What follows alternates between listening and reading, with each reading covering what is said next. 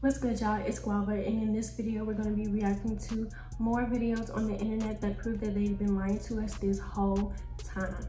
Make sure you like this video, comment how you feel, and subscribe if you would like to see more videos like this from me. And also, if you want to be a part of a community of open-minded and free thinkers, make sure you watch this video all the way to the end so you don't miss a thing.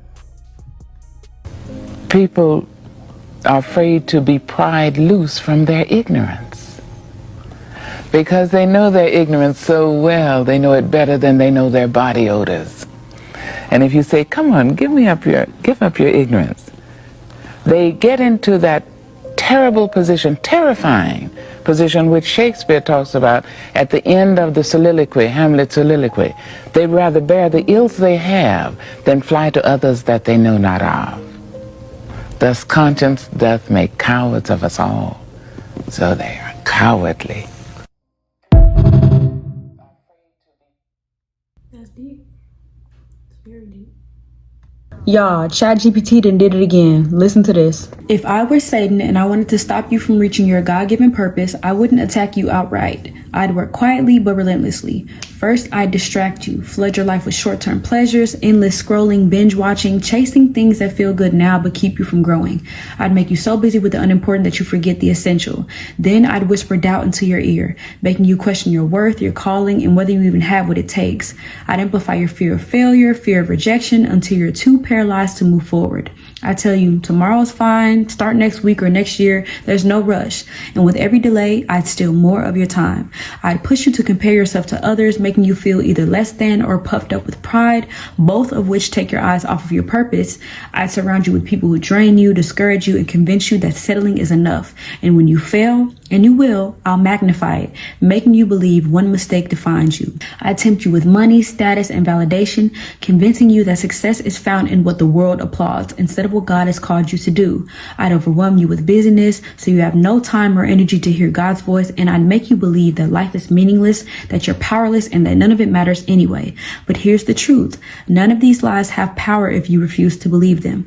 God created you for a purpose, and no distraction, no failure, no attack of the enemy can change that. You are equipped, you are chosen, and you are capable. Fight back, stay focused, walk in faith. Your purpose is worth it, and so are you. Hello, ChatGPT gave it all away. Yeah, make sure y'all cut off and remove anything from your life that is holding you back from getting to where you want and need to be, okay? Shoot. That means people, it don't matter who it is, friends, family, your boyfriend, your girlfriend. If they holding you back, cut them off. Your husband, your wife. Temptations, all of it. It starts in the mind. You can do it. You can do it. What is it gonna take? What is it gonna take for us to listen? I'm like sick to my stomach, okay? I've heard the rumors and I still am guilty of it, taking my kids to go eat at McDonald's, but today took my girls to go get their normal Happy Meals and got a 10-piece for my 6-year-old, and she bit down one of her chicken nuggets and she says that, you know, she hurt her teeth. And so I'm looking at it and I pull this out. She pulls this out. She hands it to me, okay? And I'm freaking out. Baby, where's your tooth? What happened? How'd you lose a tooth? How did you lose a tooth in your chicken nuggets? It's not her tooth, y'all. This is not my baby's tooth. But this is a baby's tooth. This was someone's baby's tooth. This is disgusting, and this is what we're eating. This is what we're feeding our kids. This is a human tooth. This is a baby tooth, and I say baby no more than 6 years old. This is a tooth. Y'all, this is a baby tooth, and we're eating this shit. And you motherfuckers are still gonna go continue to eat from there. Look at this. What is it gonna take? If y'all are still eating Mickey D's or fast food in general in 2025, there's no saving you. Question was, out of the entire world's population, what percentage is white? There are people who said 60, 80. Somebody even said 90. Do you know what the real answer is? It's 7%. 7%. That means they don't even have the numbers to keep up white supremacy. What that means is either we're letting them keep it up or we're actively helping them keep it up because they don't have the manpower to do it by themselves. What if we all collectively said, I don't want to be in a place or support the ideas of white supremacy? It would be over. There's too many of us versus them. It would be over. This is such a game changer for me. The question was, we're powerful.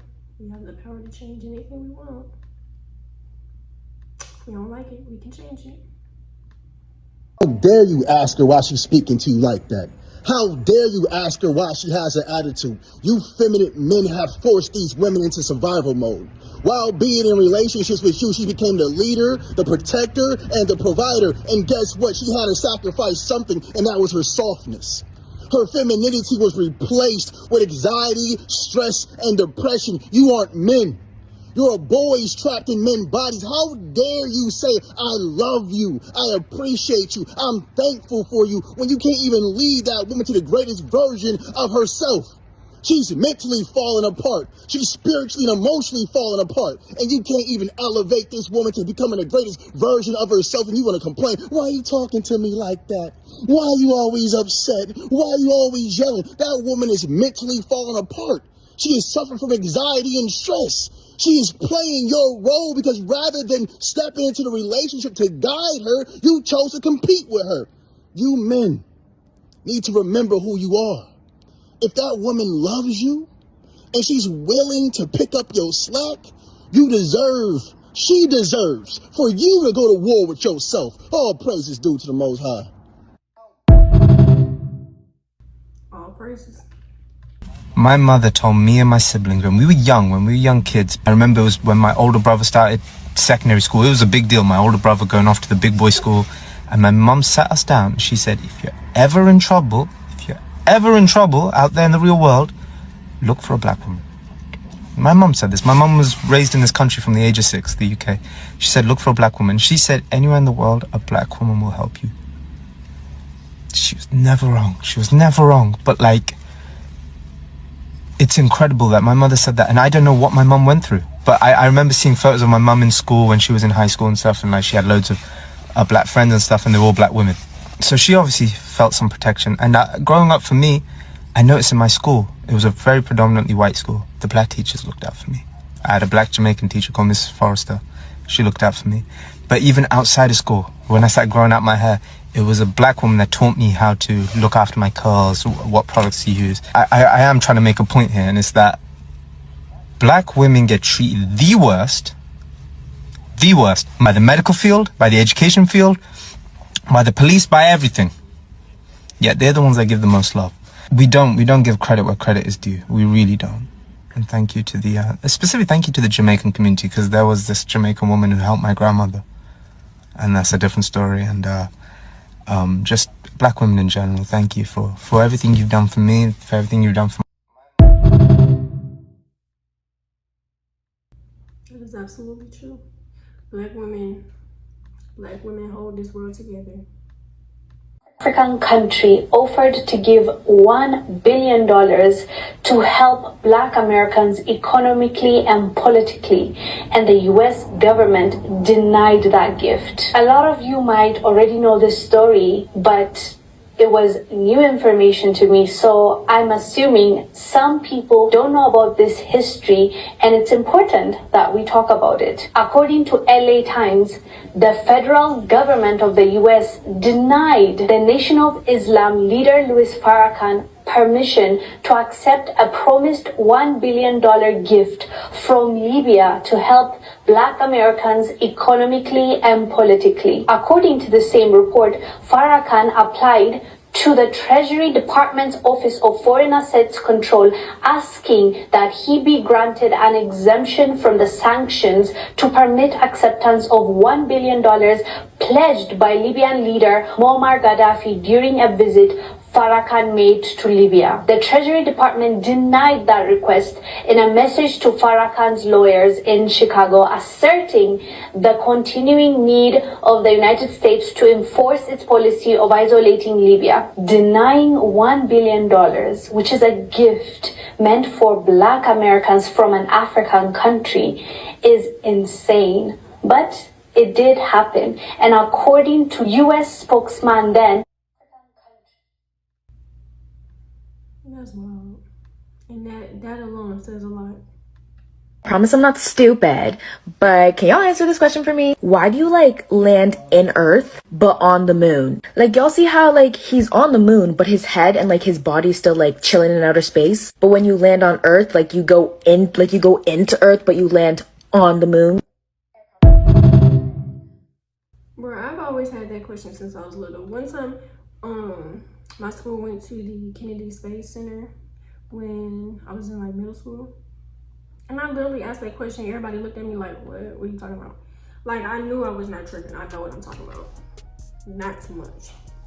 But that's all the videos I have for today. If you made it to the end of this video, make sure you like the video, comment how you feel, and subscribe to see more videos like this from me.